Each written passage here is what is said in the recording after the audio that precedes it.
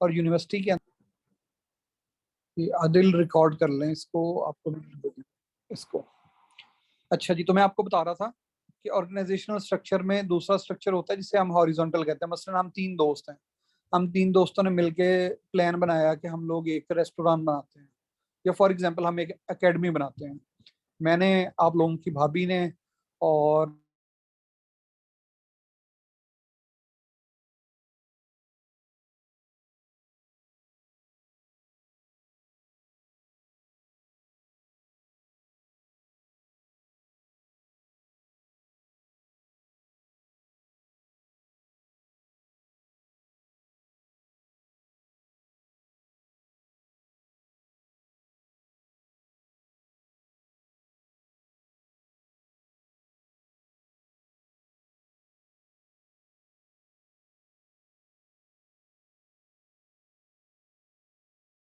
Implementation के दौरान फिर उसकी मॉनिटरिंग होती है, और मॉनिटरिंग के बाद क्या होती है, उसकी फीडबैक आती है, और फीडबैक अगर पॉजिटिव हो तो वेल एंड गुड, अगर नेगेटिव हो तो नया इशू होता है और उस नए इशू को फिर हल किया जाता है। ये पब्लिक पॉलिसी में प्लानिंग, इम्प्लीमेंटेशन, इवैल्यूएशन, ये वाली चीजें आ जाती हैं आपके पास। ये तीसरा चैप्टर है आपका। एक सवाल पब्लिक पॉलिसी में पेपर में आना होता है, तो अगर आपको पॉलिसी मेकिंग साइकिल अच्छे से याद हो, जो हमारे इंग्लिश एसए के लेक्चर के अंदर पढ़ा हुआ है, शायद लेक्चर 3-4 होगा, तो आपको ये मिल जाएगा उसमें। फिर अगला क्वेश्चन है बजटिंग एंड फाइनेंशियल मैनेजमेंट। अब इसके अंदर डिफरेंट टाइप्स हैं बजट की। छोटा सा सवाल है, दिखने में मुश्किल लग रहा है। बजट जो है वो कैसे बनाया जाता है, और जब बजट बनाया जाता है पाकिस्तान में बजट बनाने का क्या प्रोसीजर है, एंड इन दी एंड इसकी कितनी टाइप्स हैं, ये जनाब इसमें आपके उसके बाद बताते हैं ऑडिटिंग एंड अकाउंटिंग कैसे होती है, तो उसके मुख्तलिफ तरीके हैं। फिर आ जाते हैं मैनेजिंग ह्यूमन रिसोर्स की। जब आपने कोई भी एम्प्लॉय लेना है अपने डिपार्टमेंट के लिए, तो उसके क्या तरीक़ेकार हैं, रिक्रूटमेंट के क्या तरीके हैं। मसला रिक्रूटमेंट का एक तरीका है मेरिट बेस्ड, कि जिसमें आप क्या करते हो, जिस बंदे के मार्क्स अच्छे हैं उस बंदे को आप जॉब दे देते हो। दूसरा होता है स्पॉइल सिस्टम। स्पॉइल सिस्टम क्या होता है? स्पॉइल सिस्टम अमेरिका में चलता है कि जब अमेरिकन प्रेसिडेंट मुंतखब हो जाता है तो उसकी मर्जी है, वो चाहे एक स्वीपर को उठा के, एक पीएन को उठा के वो बना दे क्या, आपका सेक्रेटरी ऑफ द स्टेट बना दे। दो को भी ख्याल करता है कि बंदा कंप्यूटर लेके आऊं, लेकिन ये नहीं, उसका इख्तियार है कि वो जिसको चाहे उठा के बना दे। तो सिस्टम इज मोर डेमोक्रेटिक, कि जिस लेवल लोगों ने बात की है उस बंदे को आपने क्या कर दिया, इख्तियार दे दिया कि हम 4 साल के लिए तुझ पे एतमाद कर लिए, अब तू जैसी गवर्नेंस करेगा, जिस बंदे को साथ मिलाना है मिला ले। ये स्पॉइल सिस्टम है। इसके मुकाबले में दूसरा ब्यूरोक्रेटिक या मेरिट सिस्टम है। जैसे हमारे मुल्क में ब्यूरोक्रेटिक सिस्टम है, जिसने आना है सीएसएस पीएमएस पास करके आना है, जिसने आना है वन पेपर इम्तहान दे के आना है। सो दिस इज हाउ आपका ह्यूमन रिसोर्स आता है। अब जब आ गया तो इसके ऊपर भी दो कंसेप्ट हैं। पहले इसको कहा जाता था पर्सनल मैनेजमेंट। पर्सनल मैनेजमेंट में क्या होता था, वो जैसे हमारे पुराने इदारों के अंदर होता था कि एसीआर लिखी जाती थी, उसके एनुअल कॉन्फिडेंशियल रिपोर्ट लिखी जाती थी, उस कॉन्फिडेंशियल रिपोर्ट की बुनियाद पे किसी बंदे को तरक्की दे दी जाती थी। अब दो इकट्ठे भर्ती होते थे। एक बंदा जो था वो, जो पॉलिटिकल हेड है उनकी नजर में अच्छा होता था, तो वो कांस्टेबल भर्ती होकर इंस्पेक्टर बन जाता था, और दूसरा जो बंदा होता था वो कांस्टेबल भर्ती होकर हेड कांस्टेबल बनता था। तो ये जो फर्क था इसे कहते थे पर्सनल मैनेजमेंट, कि आप अपनी मर्जी के बंदे रख लिए, कुछ भी कर लिया। ऑन द अदर हैंड एक आगे एचआर, ह्यूमन रिसोर्स मैनेजमेंट। जिन लोगों ने बिजनेस हेड पढ़ा है उनको पता है कि इसके अंदर आपके पास डिसीजन मेकिंग आ जाती है कि आप डिसीजन कैसे लेते हैं। वो जो ऊपर हमने पॉलिसी मेकिंग दी थी, उसको अगर हम साइकिल की बजाय लीनियर फॉर्म में लिखते हैं तो वो डिसीजन मेकिंग बन जाए। कन्फ्लिक्ट मैनेजमेंट, लोगों में कन्फ्लिक्ट हो गया, आप कैसे हल करोगे, उसमें लीडिंग, एडमिनिस्ट्रेटिव बफरिंग, ये क्या होती है। बाज़ का तो ऐसा होता है कि आप ऑफिस में होते हो, बाहर एक बंदा है और वो बंदा क्या कर रहा है, अब बदतमीजी कर रहा है किसी भी चीज के ऊपर। अब लाजमी वो आपके जो ऑफिस इंचार्ज है उसकी नोटिस तक जाए। आप सिंपली उसे बाहर ही बाहर हल कर सकते हो, और ये बुरा होता है कि उसके हर हर टेंशन उस तक जा रही हो।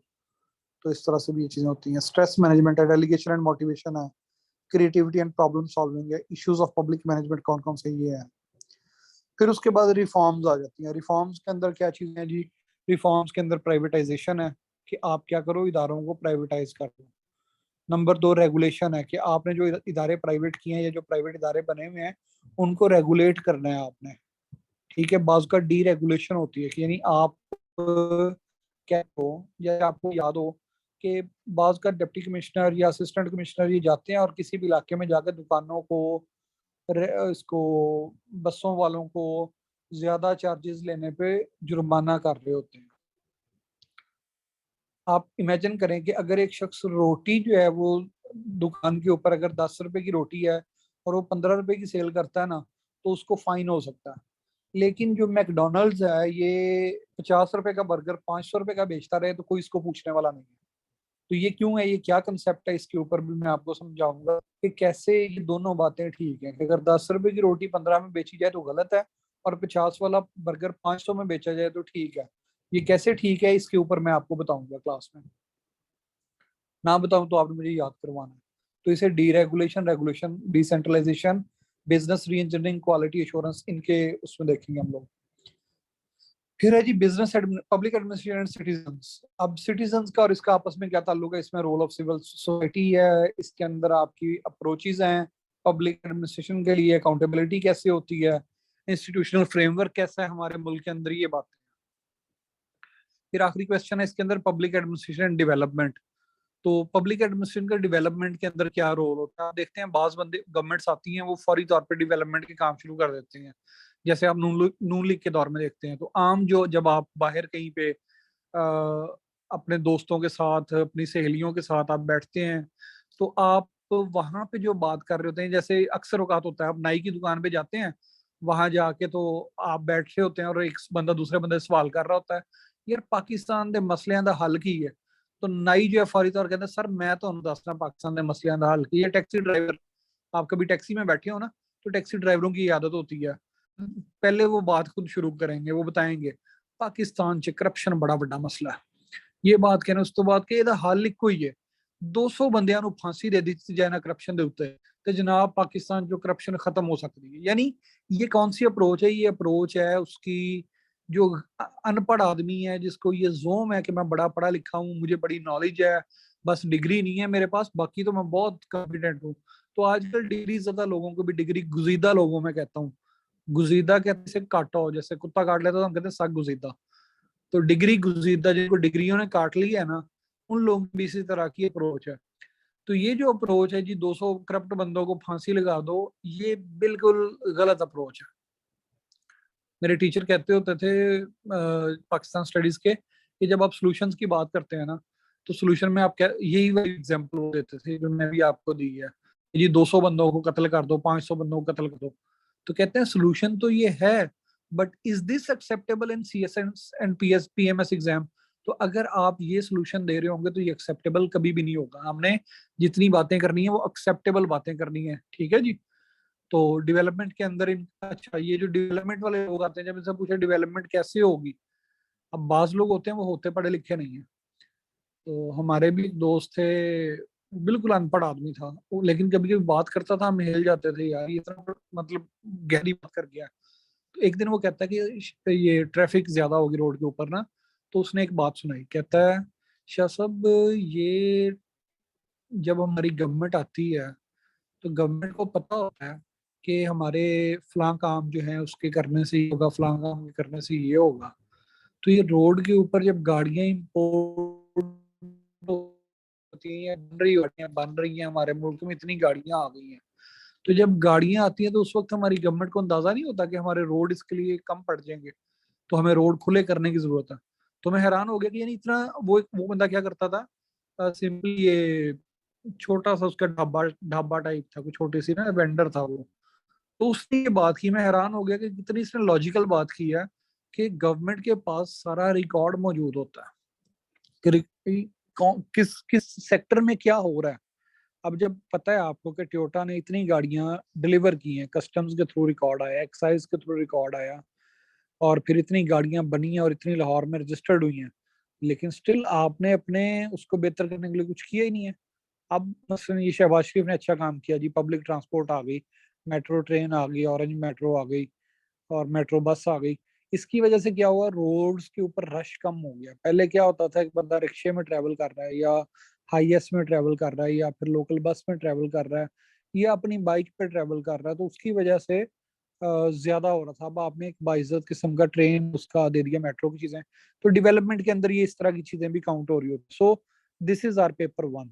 मैं अगेन बता रहा हूँ कि ये सिलेबस जो है, जब आप पढ़ेंगे तो आपको बहुत आसान लगेगा, थोड़ा सा टेक्निकल लगेगा, लेकिन जब आप इसमें एग्जाम्पल्स डेली लाइफ की कोट करेंगे तो ये आपके लिए बहुत आसान हो जाएगा। ये पेपर 1 है हमारा, ये ज्यादातर बेस करता है थ्योरी के ऊपर। एग्जाम्पल्स लेकिन हमें पाकिस्तान और इंडिया से और यूके और यूएसए से देनी पड़ेंगी। फिर आ जाता है हमारा पेपर 2। पेपर 2 देखो जरा, इसमें क्वेश्चंस जो है ना, ये सारे पाकिस्तान अफेयर्स के क्वेश्चंस हैं। ये जो पेपर 2 है, ये पूरे का पूरा पाकिस्तान अफेयर्स के सिलेबस में शामिल है, जो पेपर 2 है पब्लिक एड का। सिर्फ क्या है कि इसके अंदर थोड़ी सी हम लोगों ने थ्योरेटिकल अप्रोच पब्लिक एड वाली रखनी है। पाकिस्तान स्टडीज के अंदर थ्योरेटिकल अप्रोच अच्छी नहीं भी होगी तो गुजारा हो जाएगा। अब जब मैं कहता हूँ ना पाकिस्तान स्टडीज का पेपर है, तो देखो कैसे है। पहला क्वेश्चन है जी, organisational structure of federal government and administration. Federal government का स्ट्रक्चर क्या है हमारे मुल्क के अंदर। तो इसके अंदर देखें आपने, सबसे पहले कॉन्स्टिट्यूशनल फ्रेमवर्क बताता है कि कॉन्स्टिट्यूशन के तहत कौन कौन से इदारे बने हुए हैं। फिर उसके बाद बताता है फेडरल सेक्रेटरीट का काम क्या होता है। फिर बताता है जी जो फेडरल एजेंसीज है डिफरेंट किस्म की, जैसे FIA है, फेडरल इन्वेस्टिगेशन एजेंसी, इसका रिलेशनशिप क्या है दीगर मिनिस्ट्रीज और दीगर एजेंसीज के साथ। फिर इंटर मिनिस्ट्रियल कोऑर्डिनेशन, यानी पूरी फेडरल गवर्नमेंट पाकिस्तान की आपने इसमें देखनी है। फिर organisation and functions of regulatory agencies. Regulatory agency कौन सी है, जैसे पाकिस्तान टेलीकम्युनिकेशन अथॉरिटी, PTA जो है आपकी रेगुलेटरी एजेंसी है। जैसे पैमरा, मीडिया को रेगुलेट करने के लिए पैमरा बना हुआ है, ठीक है जी। इसी तरह से आपके पास डिफरेंट तरह की एजेंसीज हैं जो डिफरेंट मैटर्स को रेगुलेट कर रही होती है। FBR है आपका, फेडरल बोर्ड ऑफ रेवेन्यू है, जो आपके टैक्सेस को और बिजनेसेस को रेगुलेट कर रहा होता है। प्राइवेट कंपनीज को security exchange commission of Pakistan कर रहा होता है। अब ये जितनी सारी आपके पास चीजें हैं, ये सारी की सारी फेडरल गवर्नमेंट का, या CSS PMS ऑफिसर आपको पता नहीं होना चाहिए? तो आंसर इज डेफिनेटली पता होना चाहिए। ये क्वेश्चन हमारा पूरे का पूरा फेडरल गवर्नमेंट के स्ट्रक्चर और इन चीजों पे बेस कर रहा है। दूसरा क्वेश्चन कहता है जी प्रोविंशियल एंड लोकल गवर्नमेंट। अब लाहौर लाहौर में जब आपने बतौर पीस ऑफिसर बन के लाहौर में ट्रेनिंग के लिए आना है, तो उस टाइम पे भी आपने ये चीजें पढ़नी है कि पंजाब की गवर्नमेंट कैसी है, कैसे ये वजूद में आती है, कॉन्स्टिट्यूशन कैसे को आता है, कैसे इसकी इलेक्शन होते हैं, इलेक्शन होने के बाद कैसे गवर्नमेंट बनती है, और गवर्नमेंट बनने के बाद इसकी कौन कौन से आगे इदारे हैं, उन इदारों को पहले आपने देखना है प्रोविंशियल लेवल पे। फिर आपने डिस्ट्रिक्ट लेवल पे देखना है, लोकल गवर्नमेंट एक्ट जो भी रिसेंट आया होगा हम उसको देखेंगे। फिर इसके अंदर चैलेंजेस कौन कौन से, दैट्स इट, ये आपका हो गया। फिर यहाँ पे इंटर गवर्नमेंटल रिलेशनशिप है। इंटर गवर्नमेंटल रिलेशनशिप क्या है आपका, कि जनाब फेडरल गवर्नमेंट और प्रोविंशियल गवर्नमेंट का आपस में ताल्लुक कैसे बनता है। ये मैंने थोड़ा सा आपको ओवरव्यू दिया भी था। मैंने आपको बताया था जो गवर्नर होता है वो सूबे का हेड होता है, लेकिन उसको लगाता कौन है, सदर। किसके मशवरे पे, वजीर आजम। वजीर आजम फेडरल गवर्नमेंट है, गवर्नर जो है ये प्रोविंशियल गवर्नमेंट के प्रोविंस के अंदर फेडरल का नुमाइंदा बैठा हुआ है, ठीक है जी। तो ये वाली चीजें इसमें आ जाएंगी। फिर है जी इंटर गवर्नमेंटल रिलेशनशिप के अंदर हमारा फिजिकल रिलेशनशिप, यानी पैसे वैसे कैसे हमारे एक्सचेंज होते हैं, वही NFC अवार्ड जो हमने उस दिन पढ़ा था। और फिर प्रोविंस और डिस्ट्रिक्ट के दरमियान कैसे होते हैं, ये भी आपका पूरा मैं आपको समझाऊंगा। फिर जनाब सिविल सर्विसेज है, सिविल सर्विसेज यानी CSS आपका, PMS आपका। तो इसके अंदर सिविल सर्वेंट का रोल क्या होता है, इसके अंदर कंटेक्स्ट क्या है, कैसे ये वजूद में आता है, खवातीन जो है ये सिविल सर्विसेज में कैसे आ सकती हैं या आ रही हैं। इसके बाद है जी पब्लिक पॉलिसी एंड प्लानिंग। ये वही पेपर 1 में हमने पढ़ा था पब्लिक पॉलिसी, उसी को हम पाकिस्तान के तनाजुर में देख लेंगे तो ये हमारा पब्लिक पॉलिसी एंड प्लानिंग आ जाएगा। इसके अंदर की सेक्टर, हेल्थ और एजुकेशन को हम देख लेंगे। फिर फाइनेंशियल एडमिनिस्ट्रेशन है, अगेन फाइनेंशियल एडमिनिस्ट्रेशन के अंदर टैक्सेस कैसे होते हैं, अकाउंटिंग एंड ऑडिटिंग का सिस्टम कैसा है, ये हमने पेपर 1 में थ्योरी पढ़ी थी। पेपर 2 के अंदर हम इसका पाकिस्तानी पर्सपेक्टिव पढ़ लेंगे। फिर मैनेजिंग ह्यूमन रिसोर्स है, हमने इसकी थ्योरीज पेपर 1 में पढ़ी थी, और पाकिस्तान में कैसे होता है ये पेपर 2 में देख लेंगे हम। Development, governance and management, again इसकी थ्योरीज हमने पेपर 1 में पढ़ी थी, और पाकिस्तान के पर्सपेक्टिव पेपर 2 में पढ़े थे। तो यानी टोटल ये 8 सवाल जो पेपर 2 के हैं, इनमें सवाए जो क्वेश्चन नंबर 1 और 2 है, बाकी सारे 3 सवाल छोड़ दें, चौथा, पांचवा, छठा, सातवां सवाल जो है ये आपके पेपर 1 की आगे अप्लाइड फॉर्म है। तो टोटल आपके पास क्वेश्चन बन रहे हैं इस टाइम पे 12 या 13। अब 12-13 क्वेश्चन हैं और इन्हीं 12-13 क्वेश्चन में से आपके 13-14 क्वेश्चन 16 क्वेश्चन पेपर में आ जाने और आपने 10 क्वेश्चन हल करने, सारे पब्लिक हैं। एडमिनिस्ट्रेशन का मतलब क्या होता है? एडमिनिस्ट्रेशन का मतलब होता है किसी भी बात को लेके, किसी भी मामले को लेके एक साइंटिफिक वे से चलना। तो डेफिनेशन क्या होगी पब्लिक एडमिनिस्ट्रेशन की? The study of social science, the study of social science और एनी बॉडी और any machinery that serves the affairs of people, इसे हम पब्लिक एडमिनिस्ट्रेशन कहेंगे। सिंपल डेफिनेशन क्या है कि द स्टडी या the social science which deals with the study of affairs of the people, इसे हम पब्लिक एडमिनिस्ट्रेशन कहेंगे। इसकी एक डेफिनेशन देखें क्या कहता है जी, management with affairs of people, वही बात आ गई। फिर कहते हैं body of knowledge in which people manage the affairs of other people, जहां पे लोग दूसरे लोगों के अफेयर्स को, ताल्लुकात को मैनेज कर रहे होंगे, this will be our public administration. थोड़ी सी इसकी जरा साइंटिफिक डेफिनेशन देख लें, वो क्या होगा? वो होगा जी formulation, analysis and implementation of public policy is called public administration. ये भी इसकी डेफिनेशन है। फिर क्या हो सकता है जी? Fulfilment and implementation of public policies, कि पब्लिक पॉलिसी को बनाना, उसको ठीक करना और फिर उसको इम्प्लीमेंट करना पब्लिक एडमिनिस्ट्रेशन है। और ये जो पब्लिक पॉलिसी होती है, this deals with the executive branch of government, यानी ये हुकूमत से मुतल्लिक है, ये जुडिशरी से या लेजिस्लेचर से मुतल्लिक नहीं है। जो पब्लिक पॉलिसी होती है ये किससे मुतल्लिक है? एग्जीक्यूटिव ब्रांच से मुतल्लिक है। लेकिन जो सोशल साइंसेज का मजा ये होता है कि इसमें हर बात करने के बाद आप लेकिन कह सकते हैं। जब आप लेकिन कहते हैं तो लेकिन से मुराद ये होता है कि ये क्या होने जा रहा है, कोई भी इसके अंदर दूसरी बात आने जा रही है। तो लेकिन बाज़ औक़ात अदलिया जो होती है वो गुड गवर्नेंस को इंश्योर करने में अपना किरदार अदा करती है। मसलन एक रिट है को वारंटो। को वारंटो का मतलब ये है कि गवर्नमेंट ने किसी भी बंदे को ऑफिसर लगाया है, उसको हेड लगा दिया है या किसी भी ओहदे पे बिठा दिया है, तो any person can go to the court and ask कि ये बंदा जो गवर्नमेंट ने यहाँ पे लगाया है, इसको किस कैपेसिटी में लगाया है, व्हाट मेक्स हिम और हर सूटेबल फॉर दिस जॉब। इस रिट को कहते हैं को वारंटो। देखो जो बात इसने की थी उसके मुकाबले में हमारे पास अदलिया की आ गई। इसी तरह से किसी भी शख्स को जब आप वो एक अकाउंटेबिलिटी की बात करते हैं, तो पब्लिक एडमिनिस्ट्रेशन तो प्योरली गवर्नमेंट का काम है, लेकिन क्या होता है उसको एमएनएज और एमपीएज इन्फ्लुएंस कर रहे होते हैं, गलत तरीके से भी और ठीक तरीके से भी। ठीक तरीके से क्या होता है कि उसे पब्लिक अकाउंट्स कमेटी में बुला लेते हैं वहां पे बैठ के। तो ये क्या हो गया आपके पास कि this is true that public administration deals with the government, deals with the executive branch of the government, but judiciary and legislature can have their say in when it comes to good governance, when it comes to public administration। ठीक है जी, इसका एक definition ये भी है। दूसरा ये है जी, public administration deals with goods and services. ये भी बड़ी आसान सी डेफिनेशन है कि पब्लिक एडमिनिस्ट्रेशन जो होती है ये डील्स करती है किसके साथ? गुड्स के साथ। गुड्स क्या हो सकती हैं? मसलन स्टेट कहती है कि मसलन कोई भी शख्स ये कहता है कि मैं आपको ये फर्नीचर बना के सेल करूंगा, फर्नीचर गुड्स में आता है, बुक्स गुड्स में आती हैं, आपकी जो भी मटेरियल चीजें जिनको आप छू सकते हैं उन्हें गुड्स कहते हैं। यानी जो आपकी जरूरत की वो सारी चीजें जिनको आप हाथ में उन्हें कहते हैं। ये पेंसिल भी गुड्स में आएगी, कागज भी गुड्स में आएगा, हर चीज गुड्स में आएगी। सो व्हेन इट सेज कि public administration deals with goods and services. Services क्या होती हैं? मसलन सर्विसेज क्या होती हैं? सर्विसेज क्या होती हैं? जैसे आपको डोमिसाइल देना है। अब डोमिसाइल जो है दैट वो एक कागज का टुकड़ा है, तो इसकी प्रोविजन जो है ये सर्विसेज है। लॉ एंड ऑर्डर को मेंटेन करना है, ये सर्विसेज में आता है। टैक्स कलेक्शन है, ये सर्विसेज में आता है। नए रोड बनाना है, ये सर्विसेज में आता है। दो उसके अंदर गुड्स इस्तेमाल होंगी, लेकिन ये आता किसमें? सर्विसेज में आता। सो लेट मी से इट कि public administration deals with goods and services. ये बात आपको समझ आ गई है?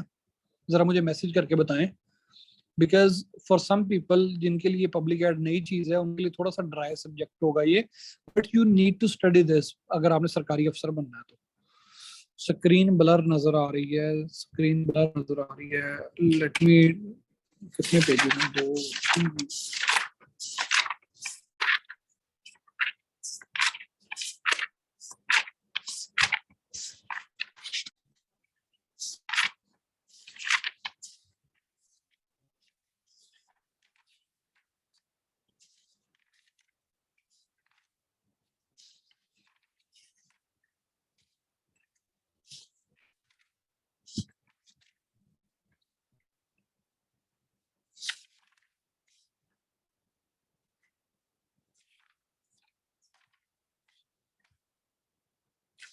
ये देखिए, ये नोट सिर्फ 49 पेजेस के हैं। कोवरेंटो का मतलब होता है कि कोई शख्स, कोई ऑफिस जो है वो कैसे होल्ड कर रहा है, उसके ऊपर ये क्वेश्चन होता है कि इसकी क्या कैपेसिटी है। मसलन किसी भी अनपढ़ आदमी को बाज़ का अगर लगा दिया जाए, किसी डिपार्टमेंट का हेड गवर्नमेंट उठा के लगा देती है, उस पर आप चैलेंज कर सकते हैं कि ये क्यों लगाया है यहाँ पे। तो ये देखिए, ये जो मेरे पास नोट्स हैं, जस्ट 49 पेजेस के हैं जो आप लोगों ने पढ़ने हैं। और इन 49 पेजेस में आपकी तैयारी हो जानी है कितनी, 200 नंबर की। अरे मैं इसकी ना तस्वीरें बना के, तो फिर वो तस्वीरें शेयर करके पढ़ाता हूँ, ताकि मेरे लिए भी आसानी हो और आप लोगों के लिए भी। मुझे 3-4 मिनट दीजिए, लेकिन मैं इसको कैम स्कैनर से बना लेता हूँ।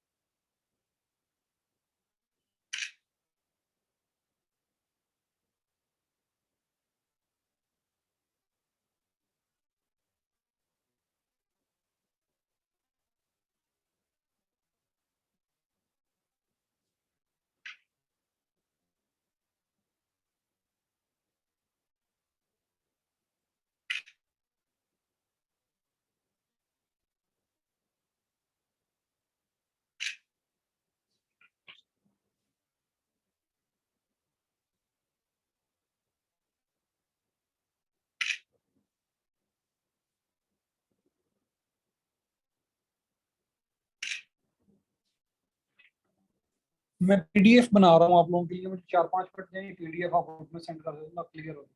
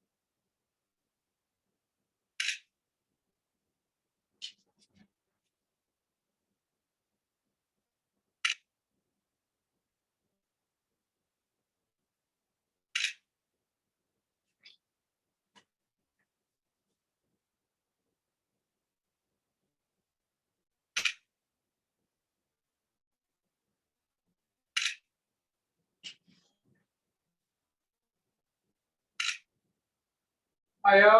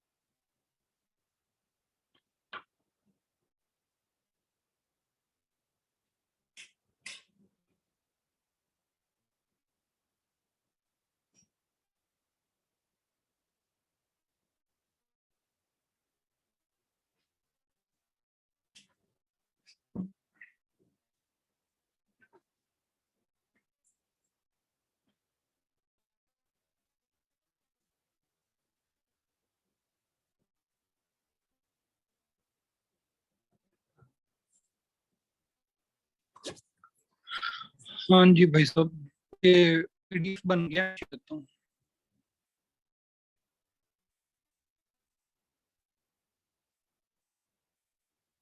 हाँ, what authority? Definitely, you are right.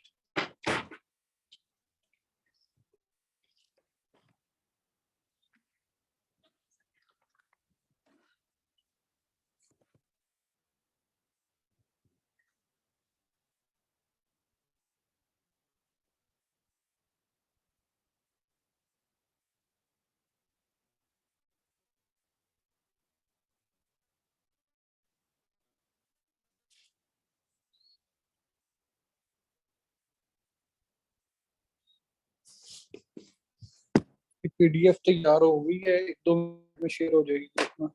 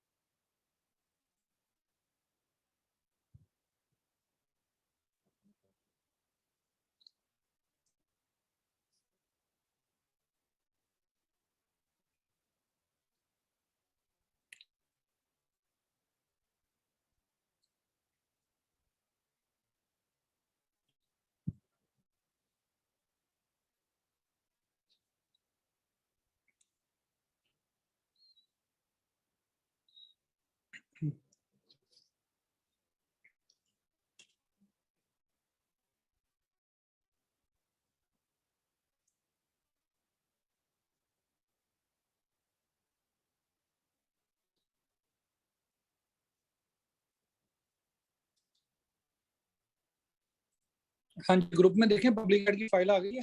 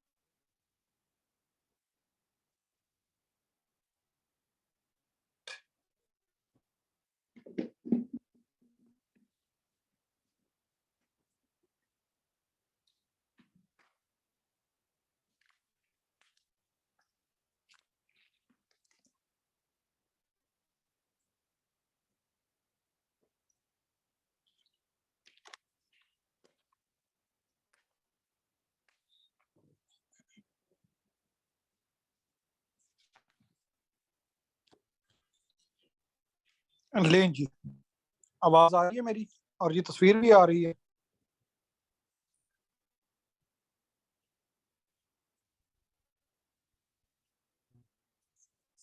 चले,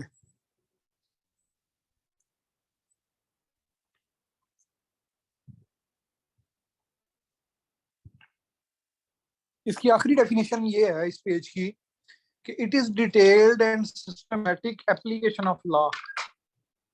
यानी जो भी लॉ बनेगा, लॉ क्या होता है बेसिकली, टेक्निकली तो लॉ कहते हैं उस चीज को कि जो किसी लेजिस्लेचर ने बनाया हो, जो एक्ट हो, जो आइन हो, कुछ भी हो, उसे लॉ कहते हैं। लेकिन बाज का रूल्स भी लॉ की शक्ल इख्तियार कर जाते हैं।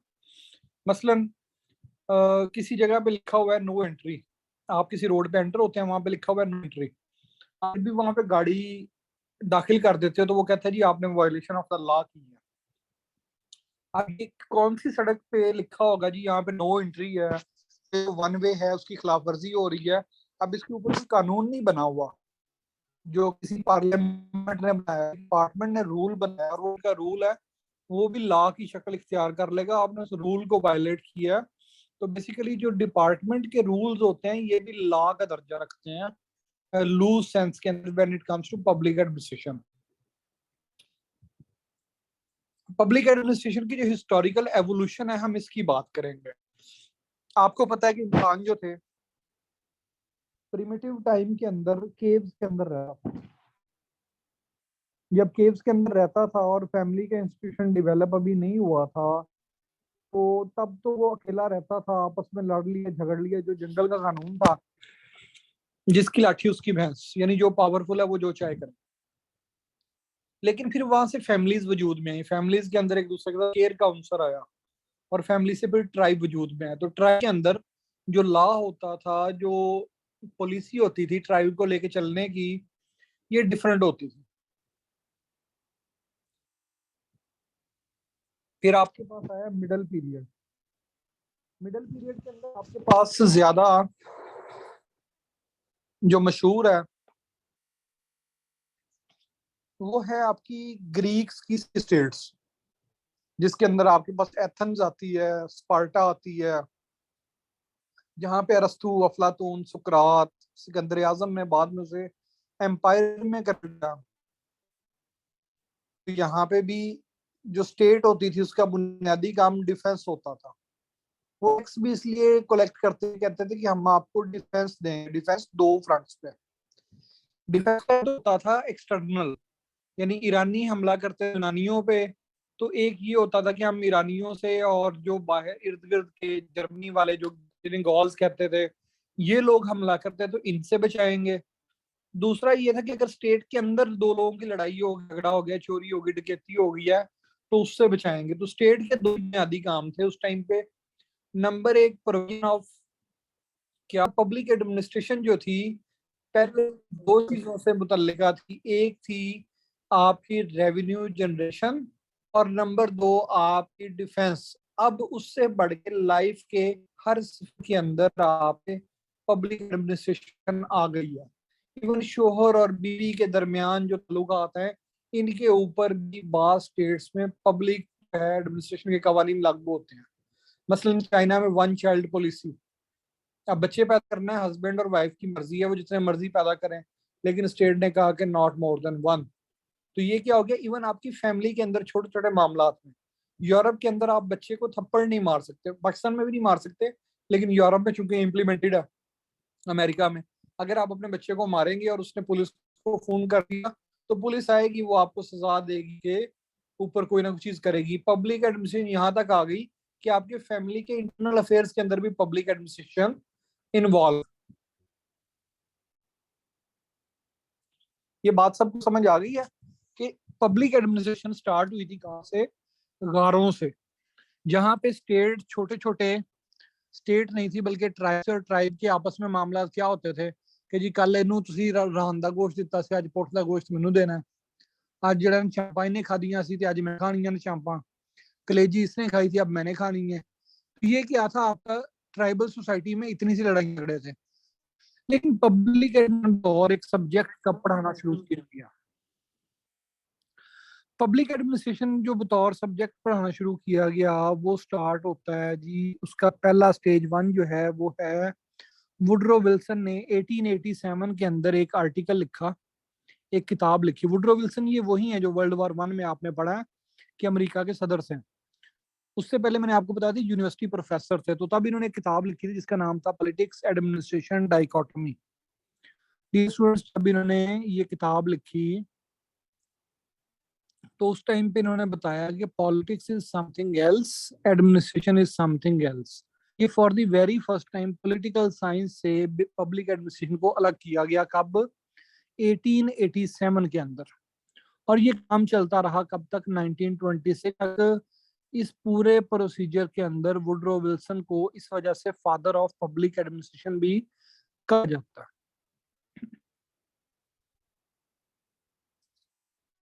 के अंदर मुशर्रफ ज्यादा लोकल गवर्नमेंट के अंदर बिग थी, उसको वो कर दिया, जो नाजमीन थे उनके पास इख्तियारात आ गए। अब एक गली के अंदर जो 3 घर थे उन्होंने एक नाजिम को वोट दिए हुए थे, आगे 2 घर थे उन्होंने वोट नहीं दिए थे, और उससे अगले 3 घरों ने फिर वोट दिए हुए थे। तो जो नाजिम था उसने जब नाली बनवाई उस घर के गली के अंदर, या उस चेयरमैन ने नाली बनवाई, तो उसने जो जो घरों ने उसको वोट दिए थे उनके आगे नाली बनवाई, दरमियान में जिन घरों ने वोट नहीं दिए थे वहां पे नाली नहीं बनवाई, और फिर उसके आगे जिन घरों ने वोट दिए थे वहां पे नाली बना दी।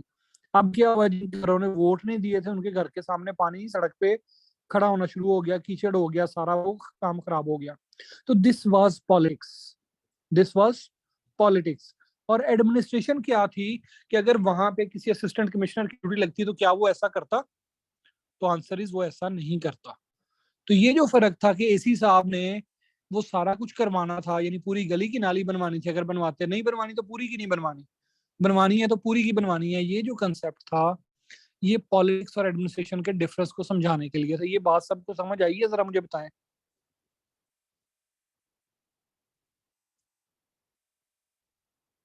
ये पॉलिटिक्स और एडमिनिस्ट्रेशन में डिफरेंस की जो मैंने एग्जांपल दी है ये आप लोगों को समझ आ गई? आपको याद होगा सेकंड स्टेज की हम बात करने लगे हैं, साइंटिफिक मैनेजमेंट की। कुछ लोग होते हैं हमारे इर्द गिर्द में, आप देखते हैं कि वो कहते हैं जी अच्छा मैं रिलीजन को नहीं मानता। क्यों नहीं मानते जी? साइंटिफिकली प्रूवन नहीं है। ये बाज मौलवी होते हैं, वो जब तकरीर करते हैं तो तकरीर में कहते हैं देखिए फलां चीज रसूल खुदा ने या फलां इमाम ने तब कही थी और साइंस उसे आज साबित कर रही है। ये जो वर्ड ना कि साइंस उसे आज साबित कर रही है, जब आप इसकी बात करते हो तो आपको ये बात समझ में आएगी कि इसका मतलब ये है कि उस मौलवी ने या उस शख्स ने जो साइंस का हवाला दे रहा है उसने ये एडमिट कर लिया है कि साइंस इज अ थिंग जो कि सुप्रीम हो चुकी है हमारी लाइफ के अंदर। आपने अक्सर सुना होगा जी साइंस, आज आजकल किताबें लिखी जाती हैं साइंस और कुरान, साइंस और इस्लाम, साइंस और क्रिश्चियनिटी। ये जो किताबें लिखी जाती हैं मजहब को लेके, या जैसे आजकल वो आपने देखा है वो मोदी जी भी एग्जांपल्स देते हैं, वो 2ab+2a+a² + b² + 2ab की एग्जांपल दी उसने। तो ये बेसिकली कंसेप्ट क्या है? कंसेप्ट ये है कि हर रिलीजन ने, हर सोशल स्कूल ऑफ थॉट ने ये चीज एडमिट कर ली है कि साइंस जो है ये सबसे ज्यादा क्या है, कंपिटेंट तरीन चीज है कि जिसको हम बतौर रेफरेंस कोट करें तो लोग इसको कबूल करने को तैयार हो जाएंगे। और ये जो साइंस का बुखार है ये कब चढ़ा? मैं बताते खुद साइंस के जो इजादात हैं उनको पसंद करता हूँ, लेकिन फिलॉसफी को साइंस मुकद्दम समझता हूँ, बेटर समझता हूँ। उसकी वजह क्या है? उसकी वजह मैं आपको अभी समझाऊंगा ये अगले जो हमारा पार्ट है इसके अंदर। 1920s के अंदर आपको पता है, बल्कि 1850s के अंदर ही अंदर इंडस्ट्रियल रेवोल्यूशन आ गया था। इस इंडस्ट्रियल की वजह से साइंस ने, आपको पता है जो यूरोप के अंदर रेनेसां आई थी, ये कब आई थी रेनेसां? ये 1400 कुछ में मैकियावेली, न्यूटन और वो लोग लेके आए थे। That was a very good thing, I really appreciate that. But ये जो साइंस थी, जब आपने कहा कि जी साइंस की बुनियाद पे चीजों को लेके चलना चाहिए, तो होता ही है एक शख्स था, अभी उसका नाम आगे आएगा, उस शख्स ने ये कहा कि जिस तरह से एक मशीन होती है और हम उस मशीन के अंदर फ्यूल डालते हैं, फ्यूल डालते हैं मशीन के अंदर। मसलन मेरी गाड़ी है, मैंने गाड़ी में फ्यूल डाला, मैंने उसे स्टार्ट किया, लाहौर से ड्राइव किया और साहिवाल आ गई, वो मुसलसल चलती रही। ये जैसे मेरे सर के ऊपर पंखा चल रहा है, आपने इसको बिजली फ्राहम कर दी, पंखा चल रहा है, तो पंखा नहीं थकता। यानी ये मोटिवेशनल स्पीकर होते हैं, ये भी अक्सर कहते हैं कि पंखा चलते चलते थकता है, तो आप क्यों थकते हैं?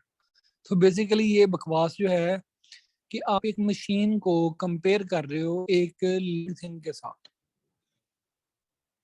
अब होना तो ये चाहिए कि ह्यूमन बॉडी है, ये भी इसी प्रिंसिपल पे काम करती है कि इसको एनर्जी मिले तो ये काम करे। कहता हूँ मैं खाना खा लिया, मैं लाहौर साहिवाल से पैदल चल पड़ा हूँ लाहौर के लिए। अब मैं पहुंचता हूँ उकाड़ा, मैं जैसे ही उकाड़ा पहुंचता हूँ, वहां पे मैं ये देखता हूँ कि खाना मैं तो खाता हूँ, एनर्जी आ गई मेरी बॉडी में, लेकिन मेरा दिल नहीं कर रहा यार काम कर रहे।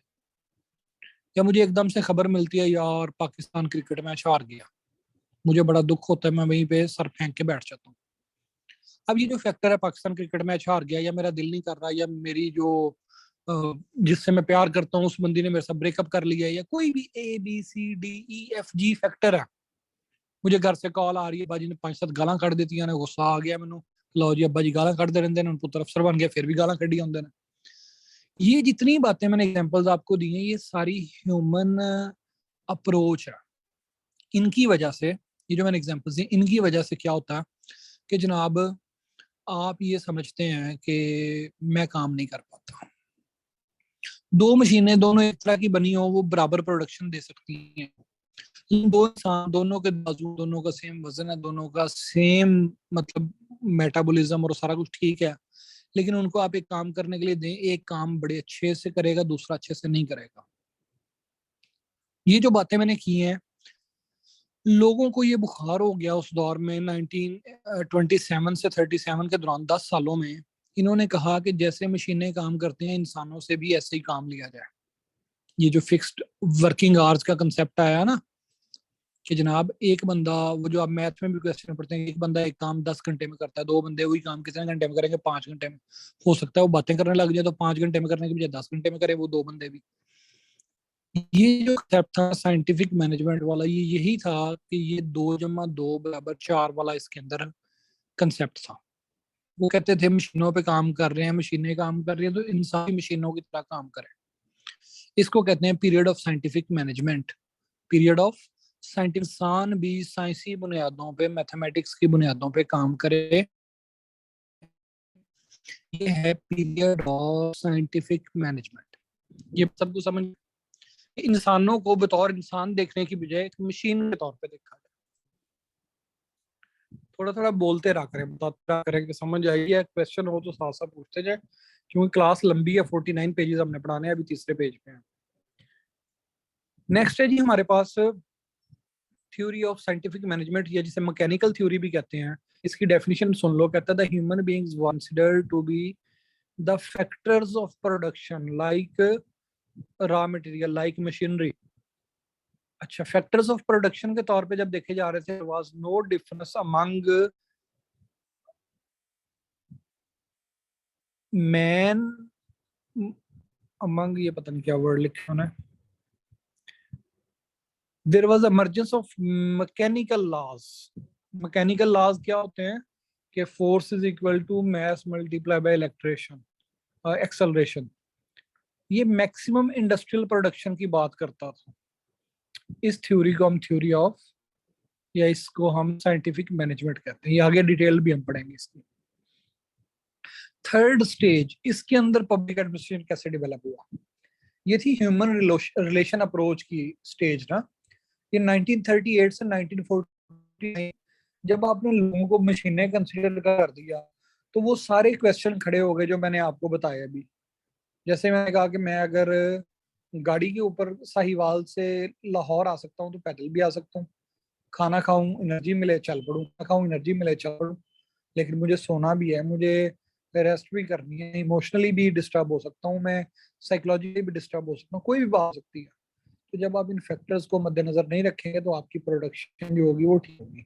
तो इसके अंदर ये जो ह्यूमन रिलेशन अप्रोच थी, इसके अंदर साइकोलॉजी का असर ज्यादा था, इसके अंदर नफ्सियात का असर ज्यादा था, इसके अंदर जो आपके इमोशंस थे उनको सामने रखा गया। वर्क प्लेस एनवायरनमेंट का जिक्र किया गया कि अगर लोग एक जैसा काम कर रहे होंगे, अच्छा काम तब होगा जब उनके दरमियान अच्छा वर्क प्लेस रिलेशनशिप होगा। अब जो बड़े बॉसी किस्म के लोग होते हैं वो लोगों से काम करवाते हैं, बाज़ औक़ात वो काम कर भी देते हैं, जल्दी काम हो जाता है, लेकिन ज्यादा अरसा चलते नहीं। हम कहते हैं जी फलां ऑर्गेनाइजेशन का एनवायरनमेंट बड़ा गंदा है।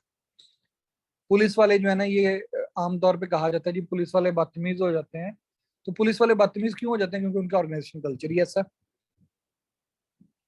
ये जो चीजें थी ये क्या थी आपके सारे ह्यूमन रिलेशन अप्रोच में मद्देनजर रखी है, और कहा गया कि इंसान मशीन नहीं है, लिहाजा इंसानों की डिफरेंट नीड्स होती हैं, वो सोशल नीड्स हैं, वो साइकोलॉजिकल नीड्स हैं, उनको मद्देनजर रखा जाए। तो यहाँ से एक नई चीज सामने आई, वो क्या थी? ह्यूमन वेलफेयर की। ये हमारी थर्ड स्टेज थी। 1950 के अंदर एक नया कंसेप्ट आया जिस बंदे का नाम था लूथर गुलिक, LUTHER, लूथर गुलिक। ये लूथर गुलिक ने कंसेप्ट दिया जिसको हम कहते हैं पोस्ट कॉर्ब, POSTCORB, पोस्ट कॉर्ब का कंसेप्ट।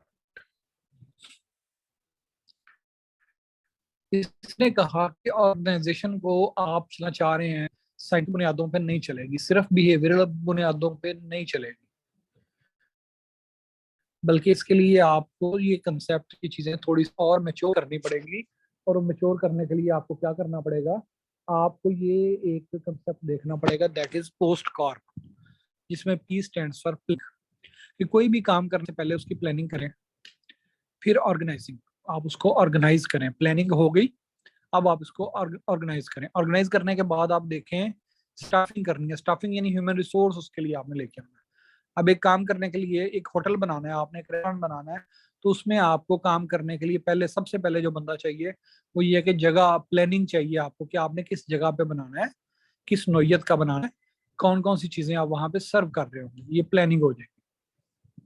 फिर ऑर्गेनाइजिंग, आप क्या करोगे? उस जगह को हासिल करने की कोशिश करोगे, रेंट पे लोगे, खरीदोगे, लीज पे लोगे, जिस भी तरह से ऑर्गेनाइज करोगे। फिर देखोगे कि जो मैंने प्लानिंग की थी उसके लिए मुझे कौन कौन सी चीजें चाहिए, आप उन चीजों को वहां पे मुहैया करोगे।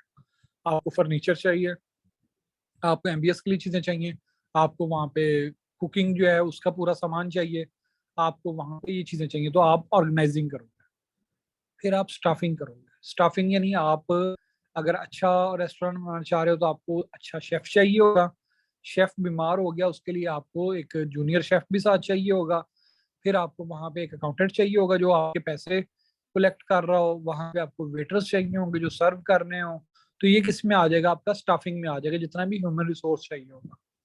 फिर आपके पास डेवलपिंग, यानी जब आपका ह्यूमन रिसोर्स भी आ गया, आप पास जगह भी आ गई, आप बैठे तो नहीं रहोगे, अब आप उस जगह को डिवेलप करोगे। डिवेलप डिवेलप कैसे करोगे? आपने फॉर एग्जांपल वो होटल बना लिया, सारा उसका जो काम था वो कर लिया, जो सामान चाहिए था वो आ गया, जो पेरिशेबल भी नॉन पेरिशेबल भी सारी आइटम्स आ गई।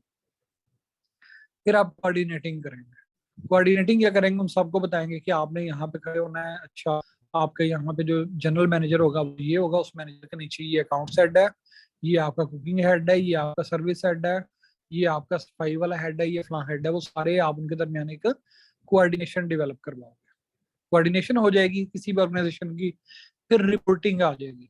आप क्या करोगे? उस सारे का हिसाब किताब रखोगे। जो मैनेजर होगा वो उसके ऑनर को या बोर्ड ऑफ डायरेक्टर्स को या जो भी उसका डिसीजन मेकर है उसको रिपोर्ट करेगा कि ये फला फला फला चीजें हमारे पास आ गई हैं, अब सारे लोग तैयार खड़े हुए हैं। फिर आप साथ में बजटिंग भी करोगे। उसमें बजटिंग क्या होती है? बजटिंग होती है कि आपको जगह खरीदने के लिए कितने पैसे चाहिए थे वो आपने दे दिए। फिर डेली बेसिस पे आपके जो चीजें खरीदनी है वो, और फिर जो आपने उससे मुनाफा कमाना है वो सारा कुछ बजटिंग में आ जाएगा, यानी फाइनेंशियल प्लानिंग में आ जाएगा। तो इस अप्रोच को कहते हैं पोस्ट कॉर्प अप्रोच। ये फोर्थ स्टेज थी जिसके अंदर principles of public administration decide हुआ। प्रिंसिपल्स कौन से हैं? POSDCORB, plan, organising, staffing, developing, coordinating, reporting and budgeting. ये पोस्ट कॉर्प आपका क्या है जी? लूथर गुलिक ने आइडिया दिया, और these are principles of public administration. अगर आपसे क्वेश्चन आ जाता है कि what are principles of public administration, you will definitely directly go to Luther Gulick. उसके अंदर आपको पीछे हिस्ट्री देने की जरूरत नहीं पड़ेगी। ये सारी चीजें यहाँ पे हैं। फिर पांचवी स्टेज आ जाती है, 5वीं स्टेज क्या होती है? पहले इंसानों को, यानी ये कहा जाता था कि इंसान जो है ये सब्जेक्ट है। सॉरी, 5वीं स्टेज इसकी, 5वीं स्टेज क्या थी? डेवलप्ड स्टेज, जो करंट स्टेज है पब्लिक एडमिनिस्ट्रेशन की, बल्कि अब तो इससे भी आगे आ गया। अब तो पब्लिक पॉलिसी आ गया ना बतौर सब्जेक्ट। तो पब्लिक एडमिनिस्ट्रेशन के अंदर ये बतौर सब्जेक्ट डेवलप हुआ। इसको सोशल साइंस माना गया और कहा गया कि ये पॉलिटिकल साइंस नहीं है, कि ये उससे अलग एक सेपरेट बॉडी ऑफ नॉलेज है।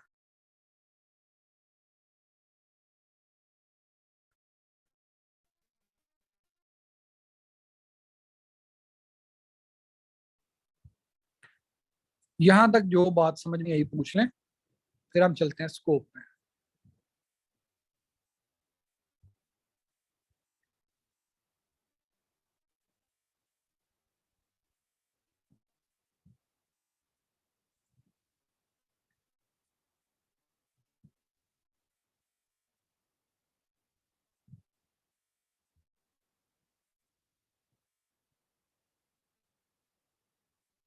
क्लियर है? नेक्स्ट हमारे पास है जी स्कोप ऑफ पब्लिक। स्कोप का मतलब ये होता है, आप लोगों ने अक्सर सुना होगा, जब आप एफए करते हैं, मैट्रिक करते हैं, तो उसके बाद कोई भी सीनियर बड़ा आपसे पूछता है जी हाँ जी आपने क्या करना है, आप कहते हैं जी मैंने ये करना है।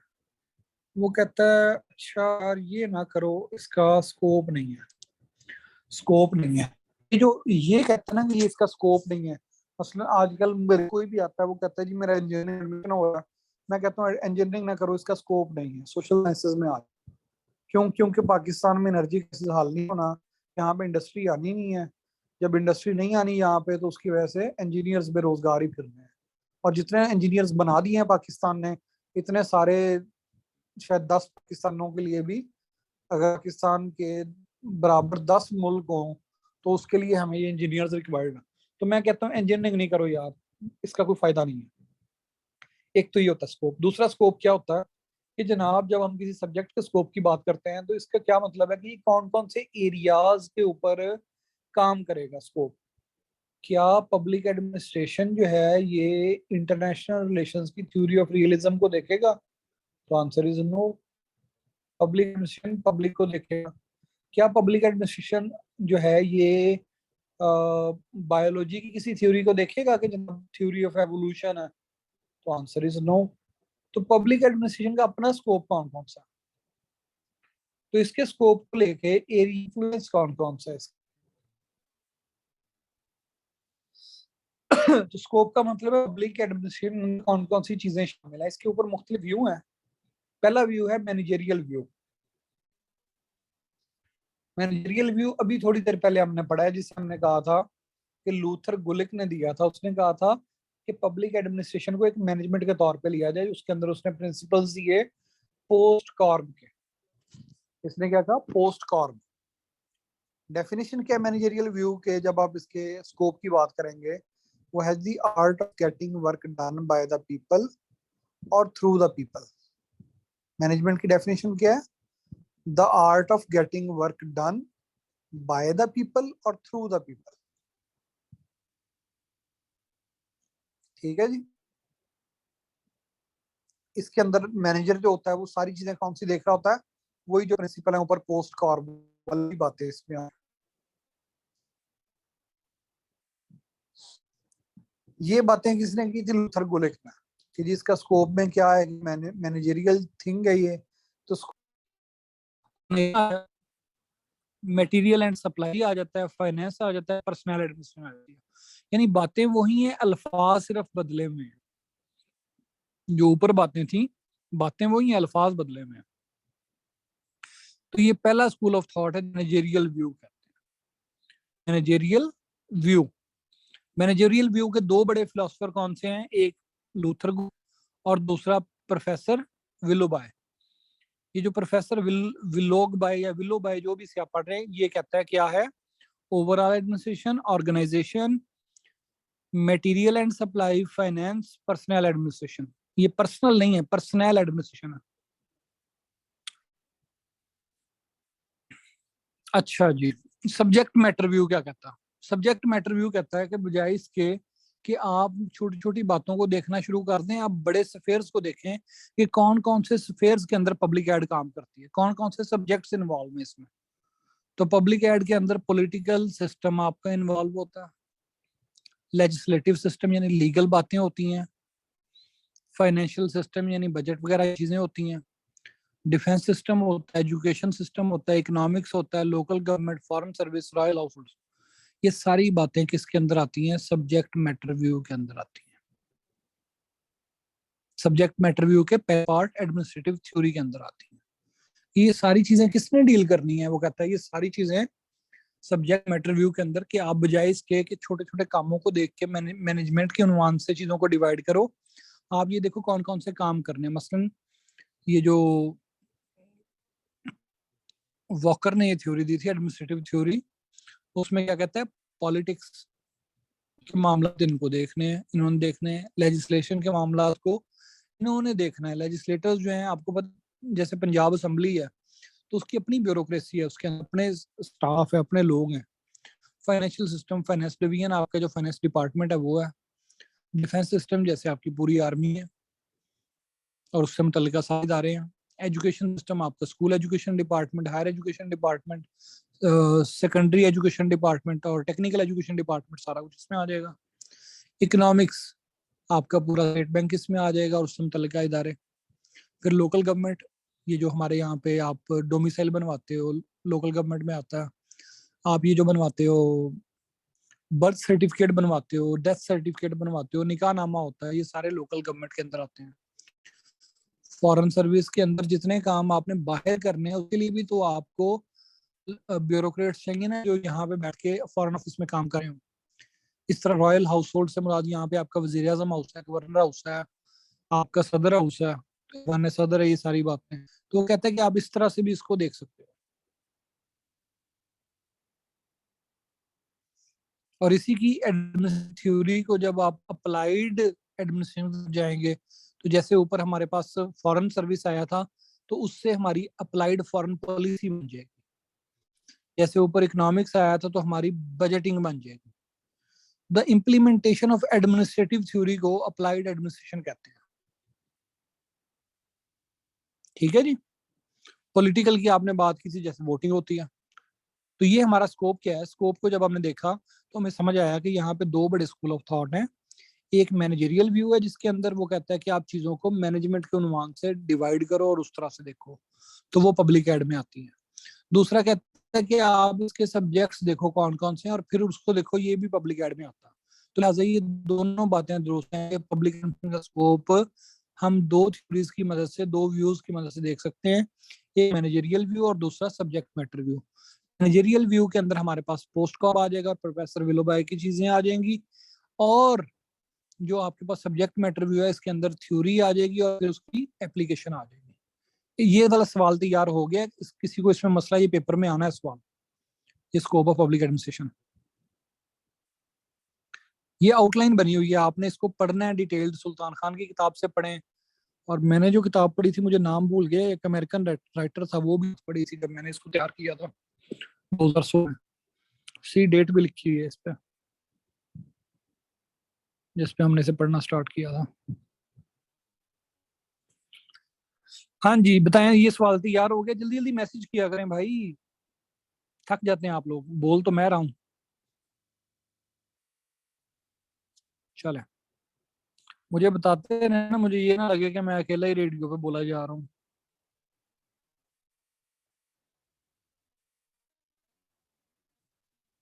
आपको बताया ना, ह्यूमन रिलेशन अप्रोच बड़ी जरूरी है। तो आप लोगों के जो जवाब है ये भी मुझे एक्टिव रखेंगे, सवाल भी एक्टिव रखेंगे। अगला सवाल है जी हमारा, comparison between public story. Hasan Bilal कहते हैं बोरिंग है, फरवा कहते हैं ड्राई है। ठीक है, जब आप लोग आओगे ना सिविल सर्विसेज में, तो फिर आप लोग सोचोगे कि यार अच्छा किया हम लोगों ने इस सब्जेक्ट को पढ़ लिया अपने इसके अंदर पीएमएस सीएसएस में। तो आप लोग अच्छा हो गया as compare to the people जिन्होंने ये सब्जेक्ट टॉप किया। अच्छा जी, नेक्स्ट है जी कंपैरिजन। हाँ, शुक्र है किसी ने तो इंटरेस्टिंग किया, भाਵੇਂ मेरा दिल रखने ਲਈ किया सुना रूज। Comparison between public and private administration. पब्लिक और प्राइवेट एडमिनिस्ट्रेशन का कभी कभी वो आपसे कंपैरिजन पूछ लेते हैं। तो आप मुझे बताएं, मैं माइक ऑन कर रहा हूं, आप लोग मुझे बताएं कि पब्लिक एडमिनिस्ट्रेशन में, ये मैंने आप सबको अनम्यूट कर दिया, पब्लिक एडमिनिस्ट्रेशन और प्राइवेट एडमिनिस्ट्रेशन में क्या फर्क होता है?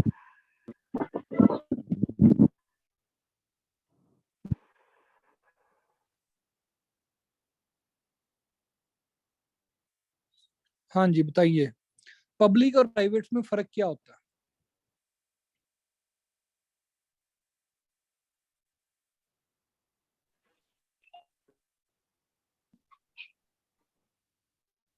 Anyone? Sir, sir, yes, sir.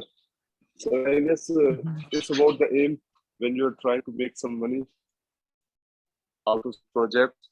We will call it private administration, and when we are dealing with the public affairs for the sake of services, then it will be called public administration.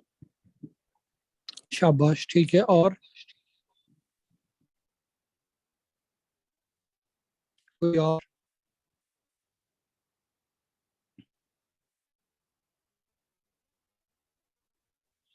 मैं बताता हूँ।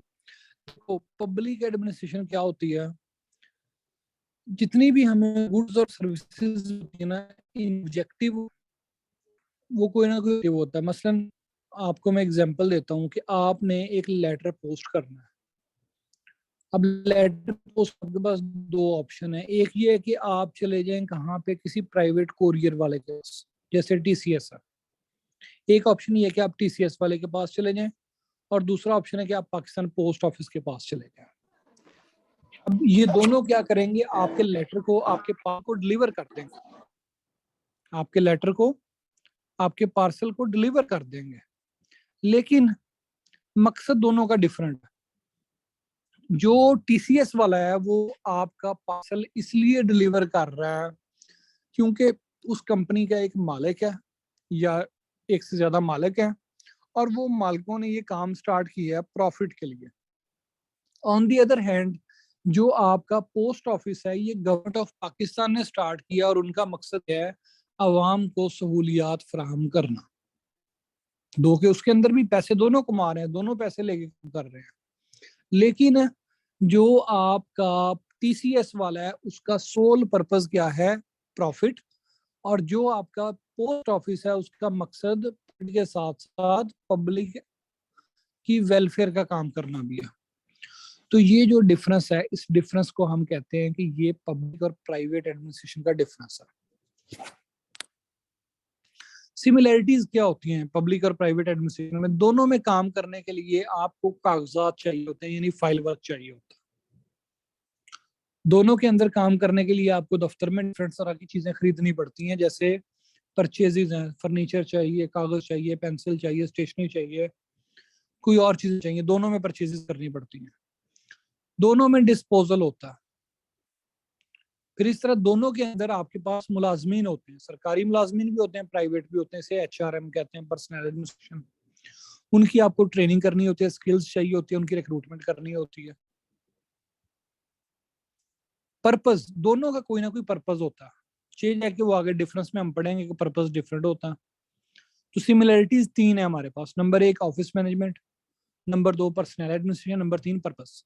और differences की जब हम बात करेंगे तो सबसे पहले डिफरेंस है ऑब्जेक्टिव का। ऑब्जेक्टिव दोनों के जरूर हैं, लेकिन एक का ऑब्जेक्टिव प्रॉफिट मैक्सिमाइजेशन है और दूसरे का ऑब्जेक्टिव क्या है, पब्लिक वेलफेयर है। नंबर दो, आपने बिजली खरीदनी है।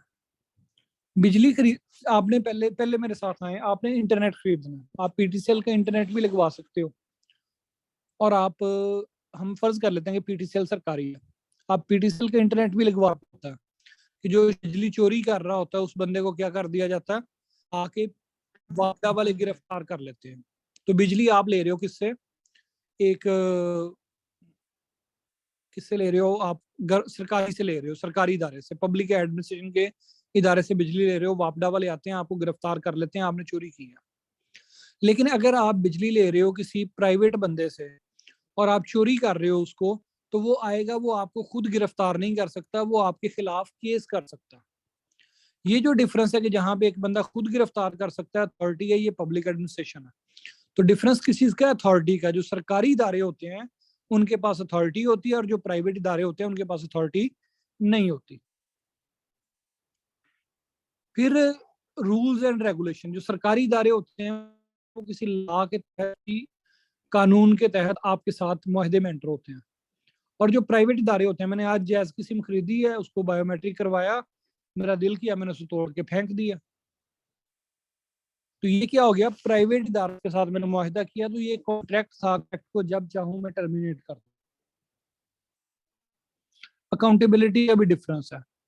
जो सरकारी महकमों के अंदर लोग बैठे हुए हैं, उनकी अकाउंटेबिलिटी करने के लिए अवाम अपने सियासतदानों को कह सकती है, लेकिन प्राइवेट एंटिटी का अकाउंटेबिलिटी सियासतदान या अवाम नहीं कर सकते। वो कहते हैं ठीक है, आपको नहीं चीज चाहिए, आप खत्म कर देना, लें हमसे। फिर जो सरकारी इदारे होते हैं ये एनफोर्समेंट ऑफ लॉ करते हैं।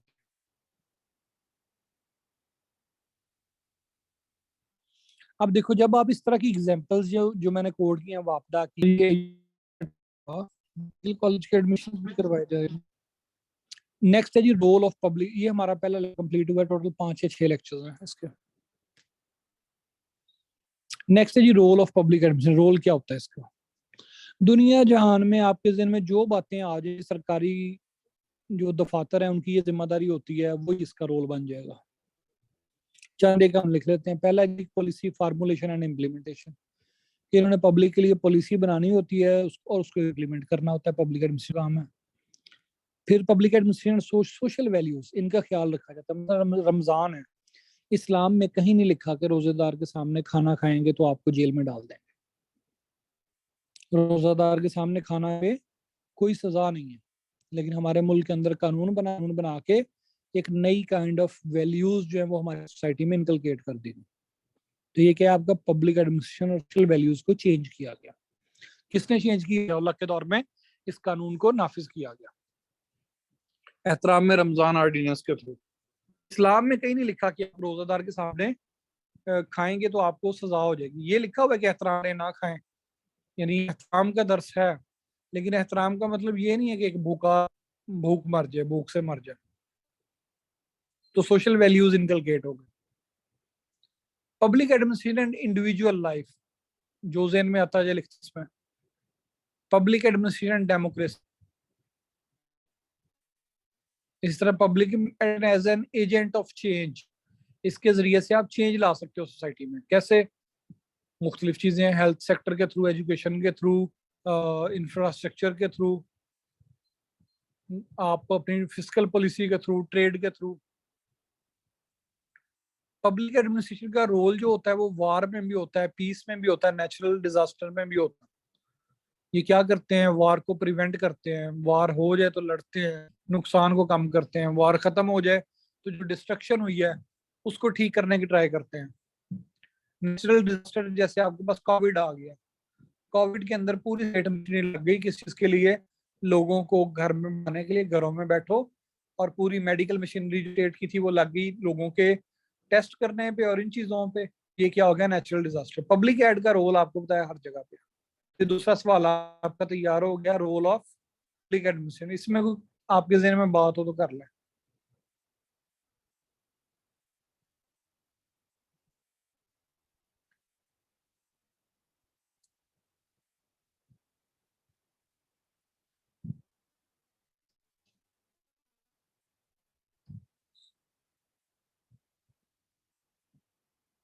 चलें, अगला कंसेप्ट है न्यू पब्लिक मैनेजमेंट का। न्यू पब्लिक मैनेजमेंट का कंसेप्ट क्या है? न्यू पब्लिक मैनेजमेंट का कंसेप्ट बेसिकली एक खातून थी जो 1970s 80s में शायद बरतानिया की प्राइम मिनिस्टर थी, जिसका नाम था मार्गरेट थैचर। मार्गरेट थैचर ने ये कंसेप्ट दिया। उसने बेसिकली देखा कि जो सरकारी इदारे हैं ये बहुत अच्छा परफॉर्म नहीं करते, लेकिन प्राइवेट इदारे बड़ा अच्छा परफॉर्म करते हैं। तो उसने कहा कि हम स्टडी करते हैं कि जो प्राइवेट इदारे हैं ये पब्लिक मैनेजमेंट की नई न्यू पब्लिक। मार्गरेट थैचर ने दी। मार्गरेट थैचर जो थी ना, ये बेसिकली इसकी एक इकोनॉमिक थ्योरी भी दी थी जिसका नाम है थैचरिज्म, या जिस न्यू लिबरलिज्म भी कहते हैं उसे। इसके अंदर इसने कहा था कि इंसान जो है वो प्राइवेट सेक्टर में अच्छा काम करता है, लिहाजा स्टेट और रेगुलेटरी फंक्शन अदा करने चाहिए और स्टेट को किसी बिजनेस में इन्वॉल्व नहीं होना चाहिए। तो इसने प्राइवेटाइजेशन कर दी, माइंस की, मिनरल्स की, हर चीज की प्राइवेटाइजेशन कर दी इसने। एनपीएम न्यू पब्लिक मैनेजमेंट के पैरामीटर्स क्या हैं, ये मतलब इसने कहा जनाब आईटी का इस्तेमाल करो। जैसे आजकल होता नहीं, हमारे हर चीज में कहते हैं आईटी का इस्तेमाल है। तो जी हम हार्ड फॉर्म डॉक्यूमेंट्स नहीं लेंगे, वो तब देखेंगे हम जब आप इंटरव्यू देने आएंगे रिटर्न के लिए। पहले क्या होता था, रिटर्न की दरखास्तें हर बंदा अलग अलग लिख के जमा करवाता था, वो इतनी रद्दी जमा हुई होती थी, एक को देखना पड़ता था। अब आईटी के थ्रू एक जैसे इधर आते हैं सबमिट एप्लीकेशन, उधर आपकी एप्लीकेशन सबमिट हो जाती है। इंफॉर्मेशन टेक्नोलॉजी का इस्तेमाल करो ताकि आपकी जो पब्लिक एडमिनिस्ट्रेशन है वो बेहतर है। तो ये क्या कहलाएगी, एनपीएम न्यू पब्लिक मैनेजमेंट। तीसरी बात इसने कहा कि प्रोफेशनल या परफॉर्मेंस के जो स्टैंडर्ड्स हैं, जो इंडिकेटर्स हैं, वो आप इसमें कर दो। मसलन हमारे यहाँ पाकिस्तान में क्या होता है, सरकारी मुलाजमों में सीनियरिटी लिस्ट बनती है। सीनियरिटी लिस्ट क्या होती है, जब आपने पीपीएससी में पेपर दिया है, एक बंदे की पहली पोजीशन आई है, एक बंदे की 10वीं पोजीशन आई है, एक बंदे की पहली पोजीशन आई है और एक की 10वीं पोजीशन आई है। अब प्रमोशन का टाइम आया और 10 सीटें नहीं है, 9 सीटें हैं। तो जो पहले 9 बंदे थे जिन्होंने एक दफा यहाँ पे पीपीएससी के अंदर पोजीशन ले ली थी, उनको प्रमोट कर दिया जाएगा, 10वें बंदे को प्रमोट नहीं किया जाएगा। होना तो ये चाहिए कि आप बजाय इसके कि सिर्फ एक दफा एक बंदे ने पेपर दिया और उसमें नंबर 4 अच्छे आ गए तो वो एलोकेट हो गया, आप उसकी परफॉर्मेंस देखें। तो यहाँ पे न्यू पब्लिक मैनेजमेंट में कहता है कि जो प्रमोशन है that should be based on performance. इसी तरह से प्रमोशन टारगेट अचीवमेंट पे होनी चाहिए। एक बंदा है एक्साइज एंड टैक्सेशन ऑफिसर, उसे कहा गया है कि आपने इस इलाके से इतना टैक्स जनरेट करना है, वो 100% टैक्स जनरेट कर देता। तो एक बंदा है वही दूसरे इलाके में उसी का ऑफिसर है और वो उतना टैक्स जनरेट रिक्वायर्ड है, लेकिन की बारी है कि दोनों बराबर कंसिडर होंगे। तो ये जो चीज है टारगेट अचीवमेंट वाली, ये भी न्यू पब्लिक मैनेजमेंट में आती है। नेक्स्ट है जी decentralisation of power and authority, कि आप लोकल लेवल पे लोगों को डिसेंट्रलाइजेशन दें, यानी जो जिला नाज़िम है उसको ज्यादा इख्तियार दें, जो डीसीओ है उसके पास उसको इख्तियार दें। सारी पावर जो है वो वज़ीर आला या वज़ीर आज़म अपने पास ना रख लें, बल्कि वो क्या करे, डिसेंट्रलाइजेशन करे। वज़ीर आला जो है, जैसे वज़ीर आज़म बना तो सारे लोग कह रहे थे इसने अभी तक काबीना नहीं बनाई, तो वो चाहते क्या थे, बेसिकली वो चाहते थे डिसेंट्रलाइजेशन ऑफ पावर हो, एक बंदे में पावर होने की बजाय डिफरेंट लोग उस पावर को एक्सरसाइज कर रहे हैं। फिर टीम फॉर्मेशन, पब्लिक एडमिनिस्ट्रेशन के अंदर आमतौर पे क्या होता है कि एक बंदा हेड कर रहा होता है और वही चल रहा होता है। टीम फॉर्मेशन, टीम वर्क नहीं होता, तो टीम वर्क होना चाहिए, न्यू पब्लिक मैनेजमेंट कहती है। फिर कॉस्ट रिडक्शन, जैसे ये मैंने अभी आपको बताया कि पहले जब आप अप्लाई करते थे किसी सरकारी नौकरी के लिए, आप सबसे पहले जाते थे उसका फॉर्म डाउनलोड करते थे, उसको प्रिंट करते थे, प्रिंट करने के बाद फोटोकॉपियर से उसको फिल करते थे, फिल करने के बाद उसके साथ अपने सारे सरकारी डॉक्यूमेंट्स लगाते थे, उनको अटेस्ट करवाने के लिए अफसर ढूंढते थे, उसके बाद उसको लिफाफे में डाल के भेजते थे। वो वहां पहुंचता था, जो क्लर्क होता था वो उसको खोलता था, खोलने के बाद उनको नोट करता था आपके सारे जो भी पॉइंट्स हैं, उसके बाद वो मेरिट लिस्ट बनाता था, फिर इंटरव्यू होता था, सारा ब्ला ब्ला ब्ला। अब ये क्या हो गया है, आप सिर्फ ऑनलाइन जाते हो, जाके क्लिक करते हो और आपकी कॉस्ट रिडक्शन हो गई है। कॉस्ट रिडक्शन हो गई, यानी पहले आपको एक सीट पे अप्लाई करने के लिए एग्जाम की फीस के अलावा आपके 300-400 रुपए लग जाते थे। अब आप क्या करते हो, मोबाइल पे इंटरनेट पैकेज करवाया हुआ, नहीं तो किसी और का वाईफाई लिया और आपने अप्लाई कर दिया, दैट्स इट। तो कॉस्ट रिडक्शन होती है न्यू पब्लिक मैनेजमेंट के अंदर। सिंप्लीफिकेशन ऑफ प्रोसेस हो गया कि पहले आपको फलां जगह जाना है, फलां जगह जाना है, फलां जगह जाना है, अब वो नहीं, एक ही आपने वन विंडो, यानी एक ही जगह सारा काम हो गया। एनपीएम के अंदर पीपल को आप क्लाइंट्स और कस्टमर के तौर पे डील करते हो, आप उनको बतौर सब्जेक्ट डील नहीं करते हैं, जबकि पब्लिक एडमिनिस्ट्रेशन में आप अवाम को बतौर सब्जेक्ट डील करते हो। आप अपने आप ऊंची चीज समझते हो जब अफसर बन जाते हो, और अवाम को क्या समझते हो, ये अवाम है, अच्छा वाला ये आम लोग हैं। इस तरह के वर्ड्स सुनने को मिलते हैं। फिर जनाब ओपननेस एंड ट्रांसपेरेंसी है इसके अंदर। Transparency, this is very important. इसके ऊपर पूरी एक एनजीओ बनी हुई है, एक नहीं कई एनजीओ हैं, लेकिन एक ट्रांसपेरेंसी इंटरनेशनल के नाम से एनजीओ बनी हुई है। मकसद क्या है इसका, कि जो भी काम आप करने जा रहे हैं, जब आप उसको ओपन कर देंगे, ट्रांसपेरेंट कर देंगे, तो करप्शन के चांसेस कम से कम होंगे। मसलन आप देखते हैं जब भी किसी रोड का इफ्तिताह होता है, कोई बिल्डिंग बनती है, तो उस पर बाकायदा लिखा होता है कि जनाब ये ठेका इतने अरब रुपए का था, इतने करोड़ रुपए का था, इतने लाख रुपए का था। मसलन एक पिछले दिनों सोशल मीडिया पे बात चल रही थी कि जनाब फलानी जगह पे 4 कमरे बने और 4 कमरों का खर्चा उन्होंने 1 करोड़ रुपए डाल दिया। अब ये 4 कमरे जो जगह अपनी थी ऑलरेडी उनकी, तो उस पर मैक्सिमम 10 लाख 15 लाख खर्चा आ जाता, लेकिन 1 करोड़ रुपए मंजूर हुआ। लोगों ने सवाल उठाया। आइंदा कम से कम वो जब इस तरह काम करने लगेंगे तो वो इसमें इतनी करप्शन नहीं होगी। फिर जनाब strong financial controls, value for money होती है इसके अंदर, एनपीएम के अंदर। इसमें इंसेंटिव्स होते हैं, पक्स होते हैं, जो हाई प्रोफेशनल ऑपरेशनल कॉस्ट होती है उसको कम किया जाता है, फाइनेंशियल कंट्रोल कम होता है। पब्लिक इदारों में आमतौर पे ये चीजें ज्यादा होती हैं, तो आप एनपीएम से लेते हो ये, ठीक है जी। फिर परफॉर्मेंस ऑडिट है आपके पास। A new concept relates to value for money, how much money is used for which purpose, और उसका आपको क्या फायदा हुआ है, आप उसको उस पे लेके आते हो, किस पे, बाकायदा फैक्ट्स एंड फिगर्स पे, कि जनाब ये आपने अक्सर सुना होगा कि अमेरिका की जंग की वजह से हमारा इतने अरब डॉलर का नुकसान हुआ है, इतने करोड़ डॉलर का नुकसान हुआ है, इतने बिलियन डॉलर का नुकसान हुआ है। अब वो नुकसान आप जब देखते हैं तो आपको कोई नजर नहीं आता कि ये हुआ है, लेकिन आपने क्या किया, जो उसकी वजह से हमें हम पॉसिबली कमा सकते थे वो नहीं कमाया, तो ये उसका नुकसान है। इसी इसी तरह की चीज होती है परफॉर्मेंस ऑडिट, कि आपने एक कमरा बनाने के लिए गवर्नमेंट से 10 लाख रुपए लिए कि जनाब ये ऑफिस के अंदर एक कमरा हमें चाहिए, तो उस 10 लाख रुपए को लेके आपने उसका क्या फायदा उठाया। मसलन इसकी और सादा एग्जांपल देता हूँ परफॉर्मेंस ऑडिट की। आप कहते हैं जी हमें एक फोटोकॉपियर मशीन दफ्तर के लिए चाहिए, गवर्नमेंट कहती है ठीक है ले लो। गवर्नमेंट कहती है आप पहले फोटोकॉपी कहाँ से करवाते हो, उन्होंने कहा जी हम प्राइवेट मार्केट से करवाते हैं। उसने कहा महीने का आपका खर्चा कितना है इसका मशीन का, तो आपने कहा जी फोटोकॉपीज का हमारा महीने का खर्चा होता है 50,000 रुपये ऑफिस का। वो हिसाब लगाएंगे कि 50,000 रुपये इनको हम दे दें, ये बाहर से करवाते रहें, या फिर हम इनको 2 लाख की मशीन लेके दें, फिर आपको पेपर्स लेके दें, फिर साथ एक बंदा रख के दें जो कि फोटोकॉपी मशीन को ऑपरेट करेगा, 20-25 हजार उसकी तनख्वाह होगी। अब आपने अपने सरकारी दफ्तर के अंदर फोटोकॉपी मशीन रखनी है, तो एक आपको चाहिए होगा उसका ऑपरेटर जिसकी 25 हजार तनख्वाह है, फिर वो बिजली भी यूज करेगी, फिर उसमें कागज और इंक और वो चीजें भी आएंगी।